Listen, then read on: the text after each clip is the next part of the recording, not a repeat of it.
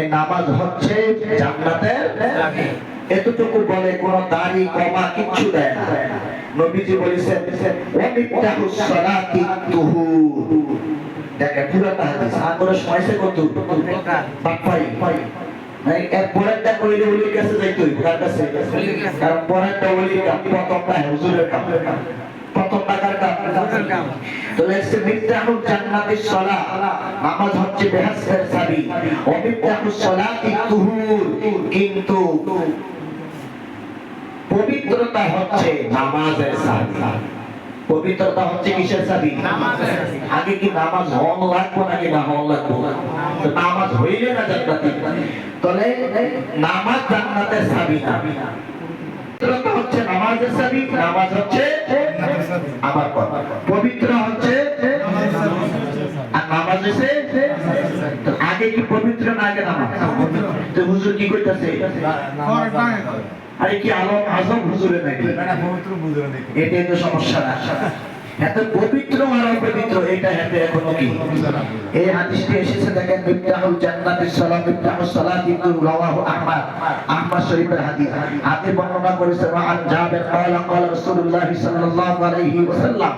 নবীজি এই হাদিসকে প্রমাণ করে দিলেন যে আগে তুমি পবিত্রতা হও, আগে কি হও?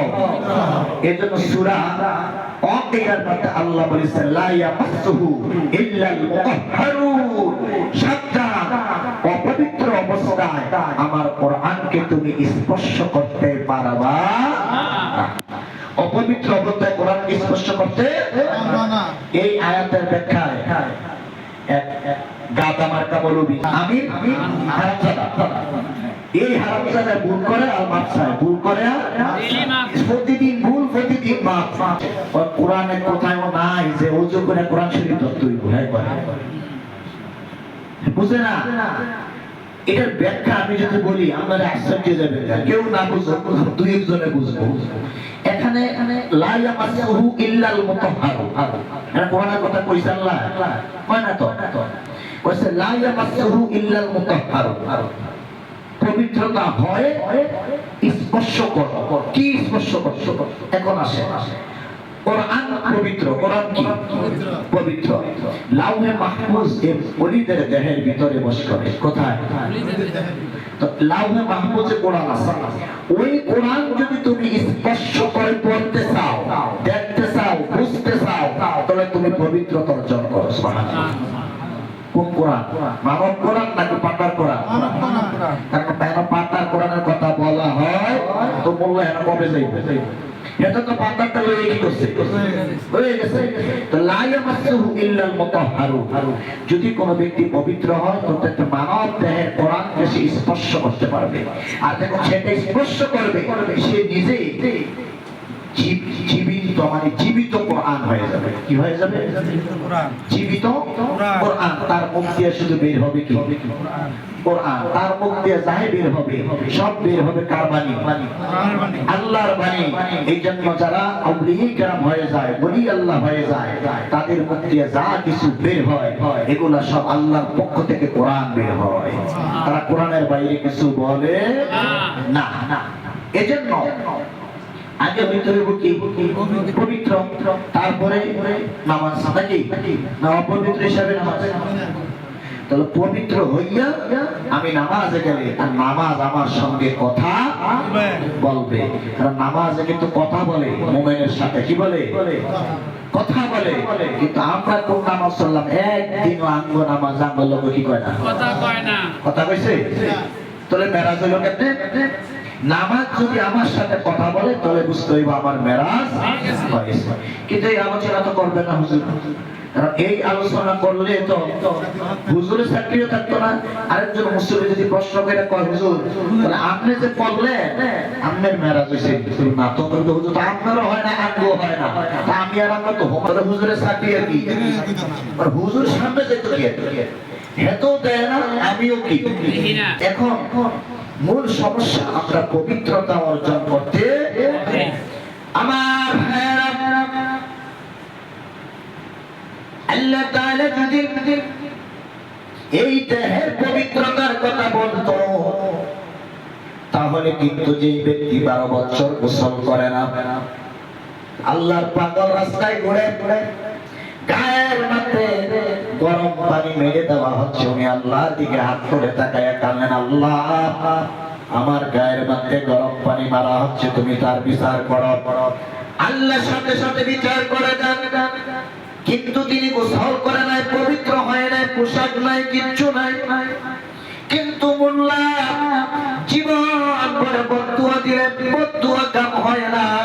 বদুয়া কাম না হওয়ার কারণে মোল্লাই নিজে তওফল লইয়া তৌহিদি জনতা সাজ্জা হাজার হাজার ওলিদেরকে আক্রমণ করে, ঠিক না বেঠি? আল্লাহ যত বিচার করে না, বুঝা গেল বিচারটা আমরা করতে হবে। বলে যারা আল্লাহর বিচার নিজের হাতে করে তারা বুঝা গেল আল্লাহর মানে না, আল্লাহর আইন তারা সত্যি মানে না, তারা নিজের আইন প্রতিষ্ঠিত করলো। কারা প্রতিষ্ঠিত করলো? তারা না কয় সত্যকে শাসন চাই, অমুকে ভোট চাই, আল্লাহর আইন চাই। কারাই বিচার করার আইন দায়িত্ব কার কাছে? তুই কে? তুই কেন আমাকে বাঁধতে এলো? বিচার করবে কে? আল্লাহ। তোমার কাজ তুমি আমাকে তোমার ভাষায় সুন্দর করে বুঝানো, এই তোমার দায়িত্ব, তুমি চলে যাইবা। আমি বুঝি না বুঝি তোমার দায়িত্ব আর কি? তাহলে তুমি আল্লাহর উপর ছেড়ে দাও, আল্লাহ তুমি তাকে হেদায়েত দাও। তাহলে হেরা নিজের তাওহীদের জন্য তো সাজ্জা আল্লাহ বিচার করতে পারে না। আল্লাহ কি? আল্লাহ পারে না দিকে বেটারা দায়িত্বটা কি হাতে নিছে, এটার নাম দিছে কি? হায় হায় তাওহীদ। যারা তাওহীদ মানে তারা মুশরিক, চ্যালেঞ্জ দিয়ে বললাম। যারা তাওহীদ মানে তারা কি? মুশরিক। তারা মুশরিক, তারা কাফের, তারা খ্রিস্টান, তারা ইহুদি। কেমনে বুঝলেন? তাওহীদ আল্লাহর একাত্মবাদের স্বীকৃতি দেওয়া। তাওহীদ মানে আমি নিরাকার আল্লাহকে মানি, আর কিছু মানে এর নাম হচ্ছে তাওহীদ। কিন্তু শুধু তাওহীদ মানলে কেউ মুসলমান হওয়া যায় না, তাওহীদের সাথে সাথে রিসালাত মানতে হবে। কি মানতে হবে? এজন্য কালিমায়ে তাইয়্যিবার মধ্যে তাওহীদও আছে, রিসালাতও আছে। লা ইলাহা ইল্লাল্লাহ এটা হচ্ছে তাওহীদের অংশ। এটা কিসের অংশ? মুহাম্মাদুর রাসূলুল্লাহ এটা হচ্ছে রিসালাতের অংশ। এই দুইটা অংশ মিলিয়ে মানুষ হয় মুসলমান। কয়টা অংশ মিলিয়ে? বলে হেরা যে আমরা তাওহীদ জনতা। এখন আমরা কি করব? তাহলে আমরা যদি কেউ জিজ্ঞেস করে তোমরা কোন জনতা, আমরা কোন? আমরা রিসালাতি জনতা। আমরা রিসালাতি জনতা, আমরা রিসালাত বিরোধী, আমরা তাওহীদ। এখন তারা উল্টা প্রশ্ন করবে, দুইটা মিললে হয় কি? মুসলমান, মুসলিম। মুসলিম হয় না, ইমানদার হয়। আসলে দুইটাই মিললে কি হয়? ইমানদার। বুঝে নেবেন, দুইটাই মিললে কি হয়? ইমানদার। লা ইলাহা ইল্লাল্লাহ মুহাম্মাদুর রাসূলুল্লাহ এই দুইটাই মিললে যদি ইমানদার হয়, তাহলে আমরা শুধু প্রথম অংশ নিয়ে তাওহীদ হইছি, তোমরা লাস্টের অংশ নিয়ে আবার তোমরা কেমনে মুসলমান হইবে না মানা জানা হইতে পারে কি পারে না? তারা নিচে আগেরটা, আমরা নিচে কোনটা? পরেরটা। তারা নিচে কোনটা? তুই আগে যা, আমরা পিছিয়ে আছি। কি পাই আমি দেখি? প্রথম অংশ যদি কোনো ব্যক্তি মুখে উচ্চারণ না করে তারপর সে মুসলমান, ফিকহুল আকবরের আমার ইমামে আযম বলে কোন ব্যক্তি যদি শুধু স্বীকৃতি দেয় মুহাম্মাদুর রাসূলুল্লাহ সাল্লাল্লাহু আলাইহি ওয়াসাল্লাম, সে ব্যক্তি মুসলমান। সুবহানাল্লাহ। আগে তো লাগতো না। কেন লাগতো না?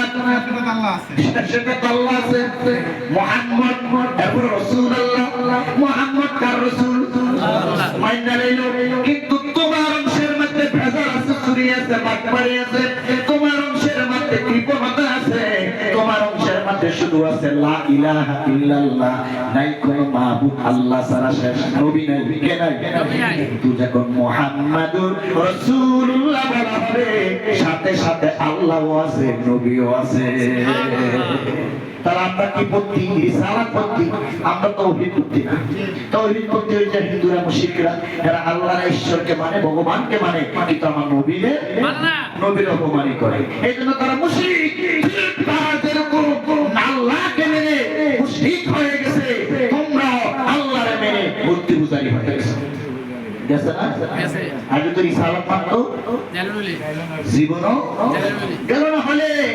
এই জন্য রিসালাত মানলে সে মুসলমান, তাওহীদ মানলে সে কোনোদিন মুসলমান হতে পারে। তাওহীদ একত্ববাদ, কাফেরে বিশ্বাস করে নাই, খ্রিস্টান, ইহুদি, নাসারা, আল্লাহরে বিশ্বাস করে না শুধু নাস্তিক। কে? আর এছাড়া পৃথিবীতে 4000 উপরে ধর্ম আছে। কত হাজার? আপনি জানেন না এটা? মতান্তরে আরো বেশি থাকতে পারে, আরো বেশি। ধরুন 4000 ধর্ম আছে পৃথিবীতে। কত হাজার? আমরা কয়টার নাম জানি? একটাও তো জানি না। সনাতন, এরপরে কি? মুসলিম, খ্রিস্টান, ইহুদি, নাসারা, শেষ সালাত। বৈষম্য বিভিন্ন ভাবে আরো কি 4000 ধর্ম পৃথিবীতে। কি এই 4000 ধর্মের মধ্যে সবাই তাওহীদপন্থী, সবাই কি তাওহীদে জনতা। কিন্তু একমাত্র আহলে সুন্নাত ওয়াল জামাতের লোকেরা, এটা অর্ধেক। এটা কি? এটা সেমি ওহাবি, এটা সেমি ওহাবি। সুন্নিরও ওহাবি, আমি দেখছি। ওহাবি দুই প্রকার, সেমি ওহাবি তো বুঝে মানে ফুল না, অর্ধেক ওহাবি অর্ধেক সুন্নি। কোন জায়গায় আসি, কোন জায়গায় নাই, কোন জায়গায় দাঁড়াবো, কোন জায়গায় যেই জায়গায় দৌড়তে গেলে মাইটাই খাবো, এই জায়গায় ডর উঠতাম না। ইয়া নবী পাক মিষ্টিকে গালি বাইছে। হাদিয়া তো ঠিক, হাদিয়া কি ঠিক। যেমন আল্লাহ মাফ করুক, এটা সমালোচনা ওনার গুণ। আঙ্গ মোবারক হয়েছে না, হেতে যেন যাইব এনা ফেসলা দেব। আচ্ছা, কিন্তু যাইব সব জায়গায়। তো আইয়া কইতাছে, কয় কি রে ভাগিনা, মুক্কানো দাওয়াতে গেছি, তারা দাঁড়ায় না। আমার প্রশ্ন, আপনারা দাওয়াতে গেলেন কেন? এটা আছে, কি আছে? আর আমার যদি কোটি টাকা হতে যেন আমি দাঁড়াইতে পারতাম, তো যাইতে হয় না। আপনি গেলেন কেন?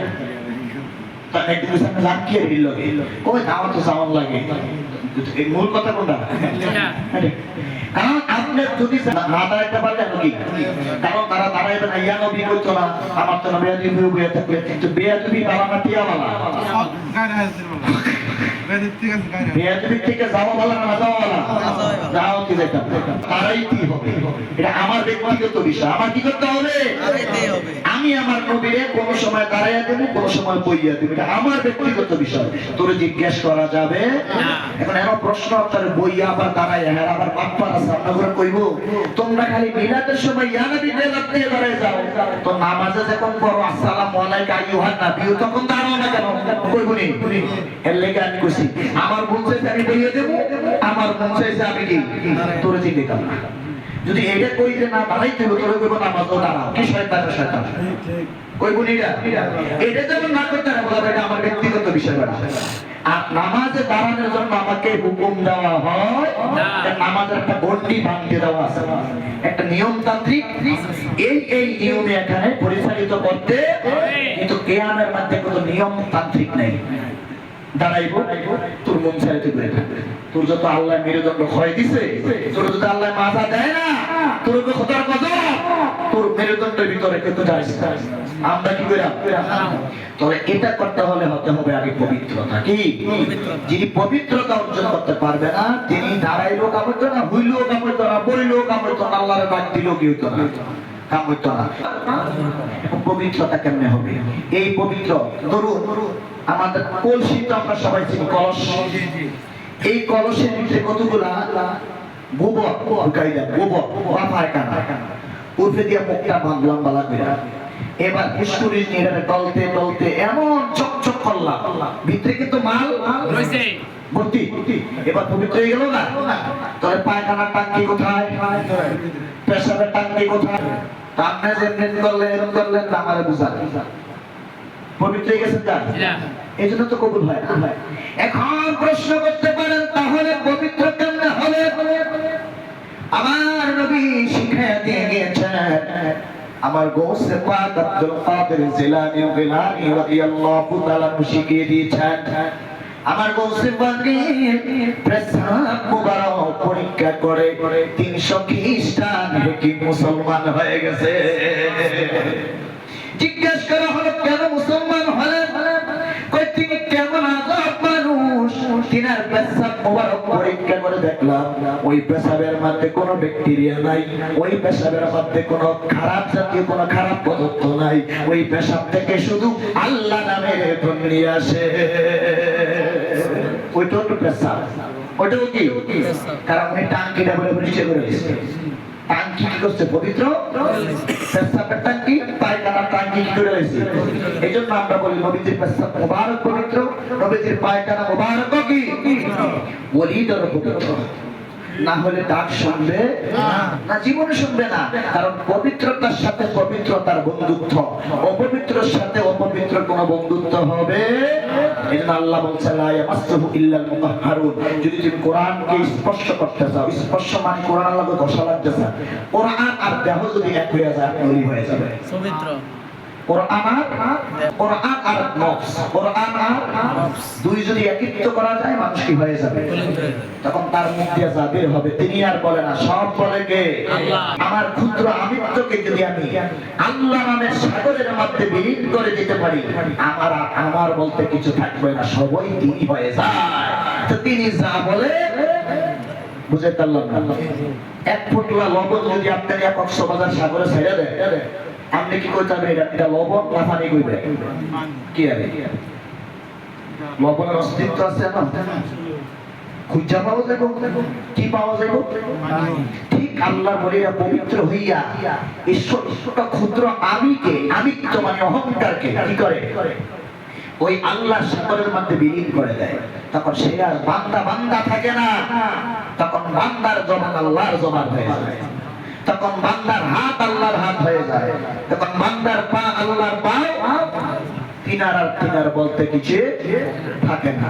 তাহলে আমরা পবিত্রতা হতে হবে, তারপরে নামাজ আমাদের সাথে কি বলবে? তাহলে হুজুররা যদি বলে নামাজ বেহেশতের চাবি, মানলাম। হুজুরকে প্রশ্ন করে হুজুর তাহলে নামাজের চাবি কি? এবার হুজুরে কইব ওযু, বলে হুজুর এটা প্রমাণ নাই। নামাজ যদি বেহেশতের চাবি হয়, নামাজেরও তো একটা চাবি কি আছে? আছে না? প্রত্যেক জিনিসের তো গেট দুই তিনটা থাকে, একটা মেইন গেট, আরেকটা প্রথম গেট, দ্বিতীয় গেট, তৃতীয় গেট থাকে না? তো নামাজেরও তো একটা চাবি আছে। এটাতে কইব ওযু, ওযু শব্দ এখানে নাই, এখানে আছে তুহুর, পবিত্রতা। ওযু নয়, তুমি পবিত্র হও, তখন তুমি বাড়তি ময়লা লাগলে দুইয়া মুইয়া এগুলা কি করে পরিষ্কার করো নবীর বিধানে, করে নামাজে দাঁড়াও। নামাজ তোমার সঙ্গে কি বলবে?